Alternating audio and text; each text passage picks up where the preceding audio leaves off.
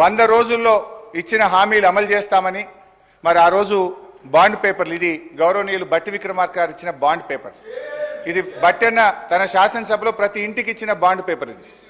అయితే బాధ కలిగేది ఏంటంటే అధ్యక్ష, పెద్ద ఆవిడ, వి రెస్పెక్ట్ హర్, గౌరవనీయులు శ్రీమతి సోనియా గాంధీ గారిని కూడా లెటర్ రాయించారు, ప్రతి ఇంటికి పంపారు. ఇది ఏం రాశారు అధ్యక్ష ఇందులో? మేము అధికారంలోకి వచ్చిన 100 రోజుల్లోనే మా గ్యారంటీలు అమలు చేస్తామని మీ తల్లిగా మాటిస్తున్నాను. పాపం అమ్మగారి చేత కూడా అబద్ధం చెప్పించారు. అంటే మీరు చేసిన పని ఏంది అధ్యక్ష? సోనియా గాంధీ గారి చేత లెటర్ రాయించి ఆ అమ్మగారి ప్రతిష్టకు మసకబారే విధంగా చేశారు. రాహుల్ గాంధీ పరువు తీశారు, బాండ్ పేపర్ ఇజ్జత్ తీసేసింది అధ్యక్ష మీరు.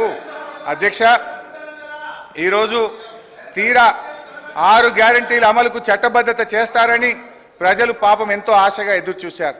కానీ జరిగింది ఏమిటంటే అధ్యక్ష, ఆశగా ఎదురు చూస్తున్న ఆ ప్రజల కళ్ళల్లో దుమ్ము కొట్టారు.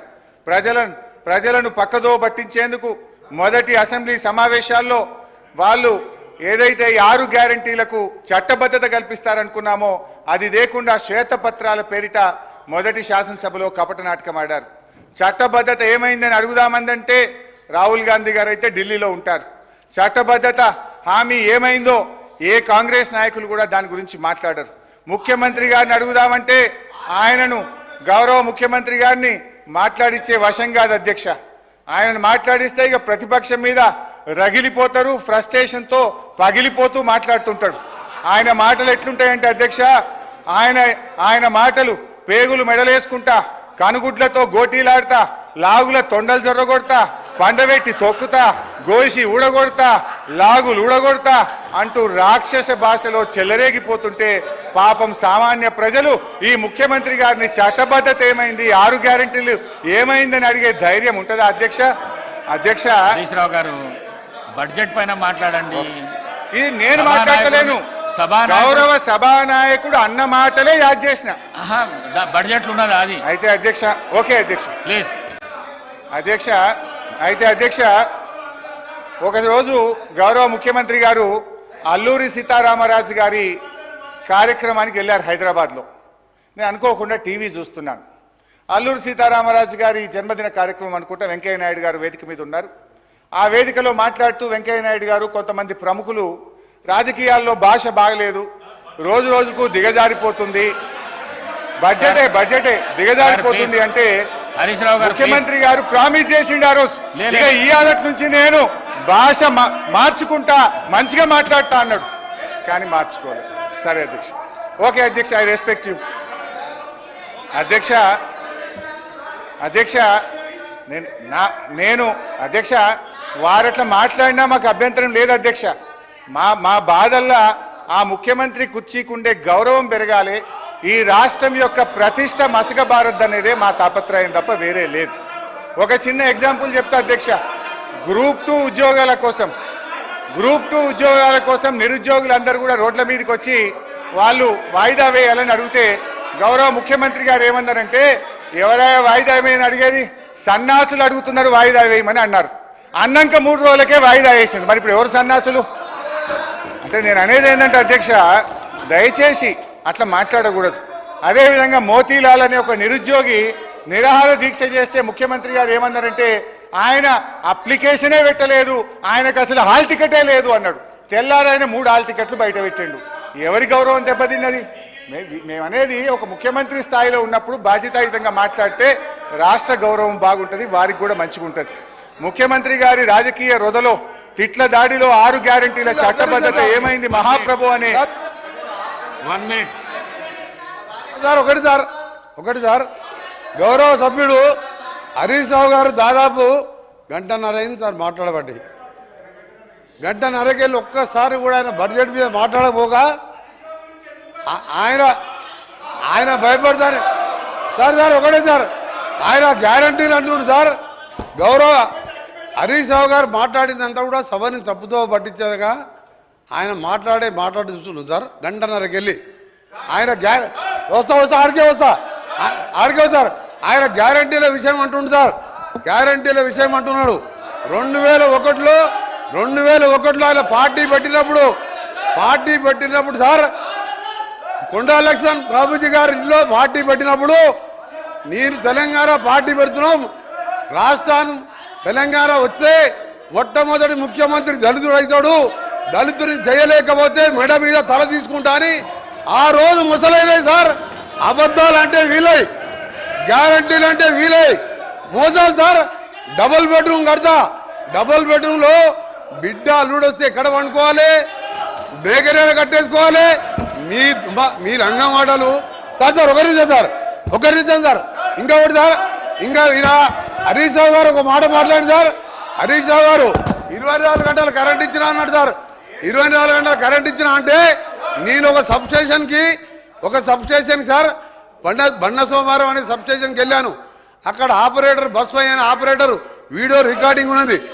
నేను నా సర్వీసులో 9 ఏళ్ళు అయింది సార్. ఎలక్షన్ల ముందు 9 ఏళ్ళకెళ్ళి సర్వీసులో ఉన్నాయి. ఇక్కడ ఎప్పుడు కూడా 14 గంటల కరెంటు రాలేదని నాకు రికార్డు తీసి చూపిస్తే రాత్రి లా బుక్లు వాపసు తీసుకొచ్చాను. మోసాలు, దగ, కుట్రలు, అబద్ధాలు అన్ని నేర్పింది ఎవరంటే అవన్నీ టీఆర్ఎస్ పార్టీ పుట్టిన తర్వాత పుట్టింది సార్. ఇవాళ దళితులు ముఖ్యమంత్రి ఉన్నారు సార్. ఆఖరి మా దళిత ప్రతిపక్ష నాయకుడు ఉంటే చూసి ఓడవలేక 13 మంది శాసనసభ్యులని సంతలో పశువుల్లాగా కొని ప్రతిపక్ష హోదా లేకుండా చేసాడు. ఇవాళ హరీష్ రావు గారు మాట్లాడితే సార్ ఇవాళ దయ్యాలు వేదాలు వెళ్తున్నాయి. మొత్తం మోసం, దగ, కుట్రలు, కుతంత్రాలు. నిజంగా నువ్వు మాట్లాడే సార్ ఒక్క పాయింట్ కూడా సపోర్ట్ చేయలేదు. ఇవాళ వాళ్ళు మాట్లాడేమని సార్. అందుకని హరీష్ రావు గారు నీ దగ్గర సబ్జెక్ట్ లేదు. నేను అనుకోండి సార్. చివరిగా నిన్న టీవీలో చూసేవారు అంటే నిన్న కేసీఆర్ గారు ప్రెస్ మీట్లో సార్ కేసీఆర్ గారు మీడియా బయట పోయి రేపు కాంగ్రెస్ పార్టీ బడ్జెట్ మీద వచ్చి చీల్చి చెండాడుతా అంటే నేను 9 నెలలకే వచ్చి కూర్చున్నా సార్. ఇక చీల్చి చెండాడతలేవని ఏం చెండాడు సార్. ఆయన వచ్చే మొగలు లేక ఈయనని పంపించిండు. మా బడ్జెట్ ఏమన్నా సార్ 72,000 కోట్ల, అగ్రికల్చర్ కోసం 72,000 కోట్లు పెట్టాం, ఇరిగేషన్కి 22,000 కోట్లు పెట్టాం. చేసేదే బడ్జెట్లో పెట్టాం. ఇవాళ మీలాగా మోస బడ్జెట్ పెట్టలే. ఇవాళ చీల్చి చెండాడుతా ఆయన సార్. కేంద్రం అన్యాయం చేస్తే, కేంద్రం తెలంగాణకి అన్యాయం చేస్తే సార్ కేంద్రం అన్యాయం చేస్తే చీల్చి చెండాని మునగాడు ఒక్క మాటకెళ్ళండి సార్ నోట్లకెళ్ళి. ఇవాళ మేము మా ముఖ్యమంత్రి గారు, మా డిప్యూటీ సీఎం గారు మంచి బడ్జెట్ ప్రవేశపెడితే ఇవాళ దాని గురించి మాట్లాడుతున్నారు సార్. నిజంగా ఇప్పటికైనా ఎమ్మెల్యే హరీష్ రావు సమాధానం చెప్పి మీ ప్రతిపక్ష నాయకులు రావాలని డిమాండ్ చేస్తున్నారు. కూర్చోండి ప్లీజ్. హరీష్ రావు గారు అదే డివియేషన్ చేయొద్దని చెప్పాలి. మీరు ఇడికొచ్చుడు గారు. డివియేషన్ చేయకపోతే ఇవన్నీ రావు. డివియేషన్ చేయకుండా బడ్జెట్ మీద మాట్లాడండి. మీరు మాట్లాడితే వాళ్ళు మాట్లాడతారు. స్పీకర్ సార్, నేను మీ మాట మీద గౌరవం పెట్టి ఏ మంత్రికి కూడా అవకాశం ఇవ్వకుండా 1.5 గంట నుంచి నేను మీ మాటలు వింటున్నాను. మీరు డివియేషన్ కాకండి, బడ్జెట్ పైనే మాట్లాడండి. మీరు బడ్జెట్ పైనే మాట్లాడండి ప్లీజ్. స్పీకర్ సార్ ఆగండి.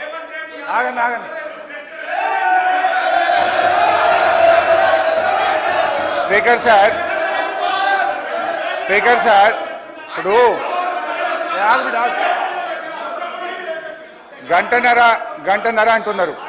గంటన్నరలో ముఖ్యమంత్రి గారు, ఉప ముఖ్యమంత్రి గారు, శ్రీధర్ బాబు గారు, జూపల్లి గారు, కోమటిరెడ్డి గారు 5 మంత్రులు మనిషికి 3 సార్లు లేస్తే ఇక నేను గంటన్నరలో నేను ఏం మాట్లాడినట్టు? ఈజ్ ఇట్ నాట్ డిస్టర్బెన్స్ అధ్యక్ష? ఒకటి. రెండవది అధ్యక్ష, ఇప్పుడు నేను కోమటిరెడ్డి గారికి ఘాటుగా సమాధానం చెప్పగలుగుతా, కానీ నా బాధ ఏంటంటే ఇట్ విల్ డీవియేట్. ఆయనకేమో హాఫ్ నాలెడ్జ్. ఇప్పుడు ఆయన ఏం మాట్లాడిండు? Half knowledge fellow. Harish Rao garu I will tell ఆ మాటను విరమించుకోండి. ఓకే, మీకు ఇబ్బంది ఉంటే తొలగించండి, నాకు అభ్యంతరం లేదు. రైట్ అధ్యక్ష, ఆ పదాన్ని తొలగించండి. సార్ ఆయనకు వారికి హాఫ్ నాలెడ్జ్ కాదు సార్, ఆకారం పెరిగింది తప్పి అసలు నాలెడ్జ్ లేదని. ఆకారం పెరిగింది, ఆయన నాలెడ్జ్ ఎక్కడ సార్? ఆయన ఒక డమ్మీ మినిస్టర్, ఆయన డమ్మీ అల్లుడు. ఆయనకు హాఫ్ నాలెడ్జ్ కాదు, ఆకారం మెరుగంగానే సరిపోదు, బుద్ధి ఉండాలి. దళితులు ముఖ్యమంత్రి అన్నాడా లేడా? మీ మామ అన్నాడా లేడా? తప్పు చెప్పు, మీ మామ అన్నాడా లేడా?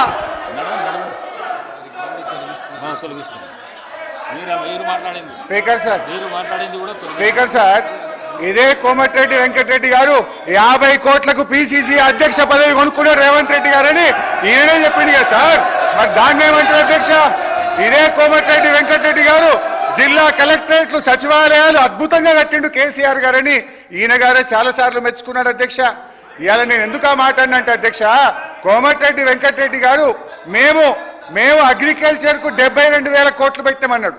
అంటూనే మళ్ళీ వెంటనే ఇరిగేషన్కి 22,000 కోట్లు పెట్టమన్నాడు. ఆయనకు అర్థం కాని ఏంటంటే బట్టి గారు చేసిన అంకెల గారిని వారికి అర్థం కాలే. వారు పెట్టిన అగ్రికల్చర్ 72,000 కోట్లలో అన్ననే ఇరిగేషన్ ఉన్నది, అన్ననే కరెంట్ ఉన్నది, అన్ని కలిపి మాయ చేసి అగ్రికల్చర్కి ఏదో ఎక్కువ పెట్టినా అని బట్టి గారు చేసిన మాయను ఆయన అర్థం చేసుకోక అగ్రికల్చర్ 72 వేరే చెప్పిండు, ఇరిగేషన్ 22 వేరేగా చెప్పిండు. అందువల్ల నేను మాట అన్న తప్ప వేరే అనలే. ఆయనకి ఇబ్బంది అయితే నాకు అభ్యంతరం లేదు.